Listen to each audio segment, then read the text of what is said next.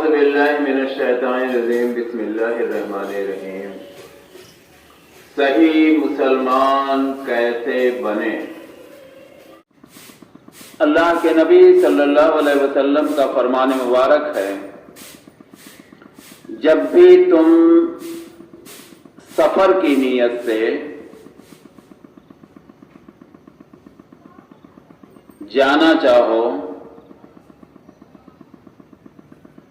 تو تمہارے لیے 3 جگہ مقرر کی گئی ہیں۔ سب سے افضل خانہ کعبہ، اس کے بعد دوسرے نمبر پر مسجد نبوی،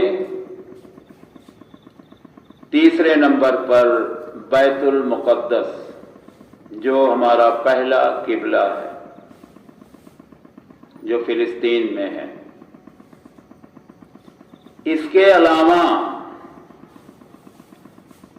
کہیں بھی آپ سفر زیارت کی نیت سے، ثواب کی نیت سے نہیں کر سکتے ہیں۔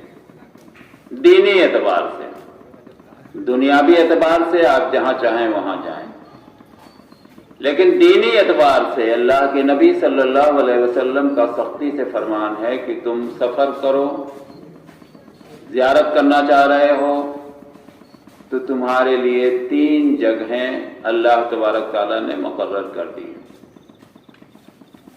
خانہ کعبہ، مسجد نبوی، بیت المقدس۔ عام طور پر آپ دیکھیں گے اچھی خاصی حیثیت رکھنے والے بھی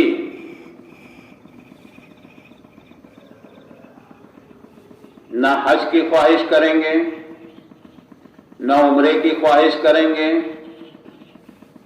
نہ زیارت کی خواہش کریں گے۔ ان کی خواہشوں کی حد بھی یہیں تک ہے کہ اللہ تبارک تعالیٰ ہمیں اجمیر شریف پہنچا دے ایک بار زندگی میں، اے اللہ تبارک تعالیٰ ہمیں بہرائچ پہنچا دے، اے اللہ تبارک تعالیٰ ہمیں کچھوسے پہنچا دے۔ تو یقیناً جیسا ہم اللہ تبارک تعالیٰ کے ساتھ گمان کریں گے ویسے ہی پائیں گے، اور یقیناً اللہ تبارک تعالیٰ انہیں وہاں پہنچا دیتا۔ ان کے دل میں کبھی خواہش نہیں ہوتی کہ اللہ تبارک تعالیٰ ہمیں عمرہ کرا دے، اے اللہ تبارک تعالیٰ ہمیں حج کرا دے۔ جب خواہش نہیں ہوگی، پہلے تو انسان کو خواہش کرنی پڑے گی، پھر درخواست کرنی پڑے گی اللہ تبارک تعالیٰ سے، تب وہ چیزیں فراہم ہوتی۔ جب ہمارے دل میں کبھی خواہش ہی نہیں، ہماری ساری خواہش اجمیر شریف اور بہرائچ اور بغداد شریف کے لیے ہے، تو پھر اس طرح کی خواہشیں ہمارے دل میں پیدا ہی کیوں ہوں گی؟ اور اللہ تبارک تعالیٰ کیوں کر ہم سب سے حج کرا دے گا یا عمرہ کرائے گا؟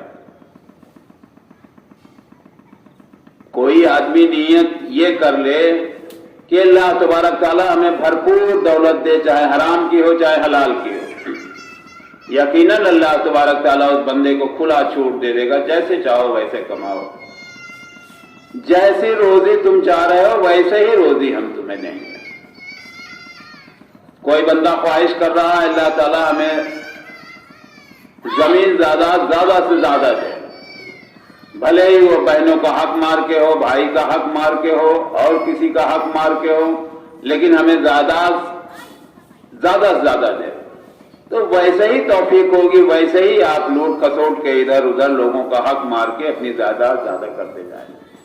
تو جس طرح بندہ نیت کرتا ہے اسی طرح کے راستے اللہ تبارک تعالیٰ فراہم کرتا ہے۔ کہنے کا مطلب یہ ہے،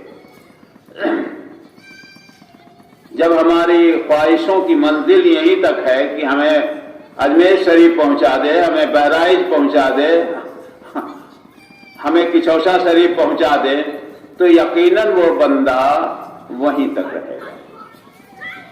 نہ کبھی اسے توحید سمجھ میں آئے گی، نہ کبھی وہ دین اسلام کے بارے میں جانے گا، نہ کبھی وہ اور خواہش کرے گا۔ اور یہی اجمیر شریف بہرائچ اور کچھوسا شریف لے کر قبر تک پہنچ جائے گا۔ ہاں، قبر میں پہنچنے کے بعد اسے اپنی غلطی کا احساس ضرور ہو جائے گا۔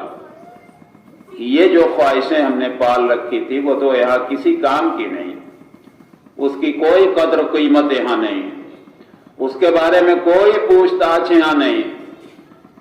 یہاں تو دوسرا سلیبس شروع ہو گیا۔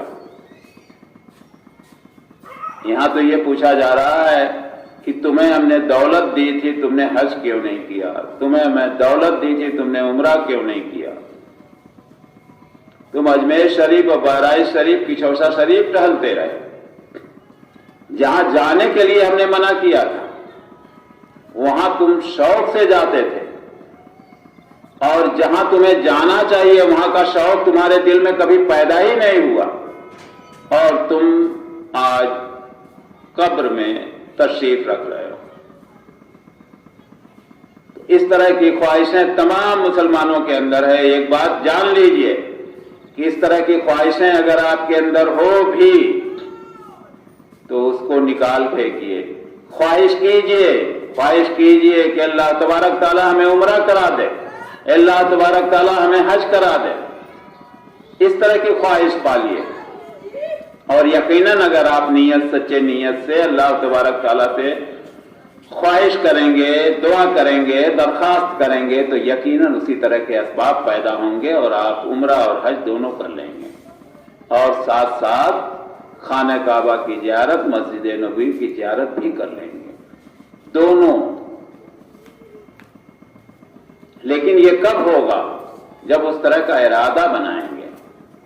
جب آپ کے ارادے کی حد ہی یہیں تک رہے گی تو کبھی بھی زندگی میں یہ خواہشیں آپ کی پوری نہیں ہوں گی۔ اس لیے جب بھی اللہ تبارک تعالیٰ سے مانگیے، اونچی سے اونچی چیز مانگیے، جنت الفردوس مانگیے، حج کی خواہش کیجئے، عمرے کی خواہش کیجئے۔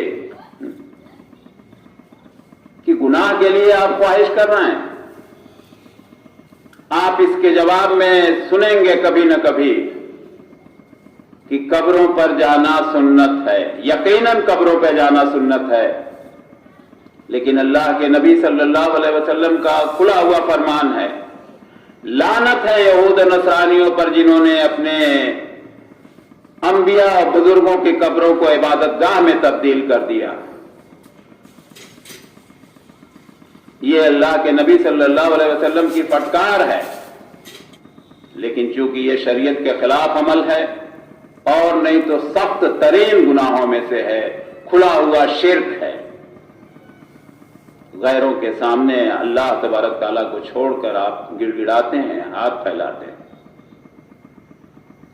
جو بیچارے خود اللہ کا تقرب حاصل کرنے کے لیے اپنی زندگیوں میں اللہ تبارک تعالیٰ سے برابر دعا کرتے رہے۔ ہمیں ان سب چیزوں کو غور سے سوچنے کی توفیق عطا کرے اللہ تبارک تعالیٰ، جس سے ہم صحیح مسلمان بن سکے۔ السلام علیکم ورحمۃ اللہ۔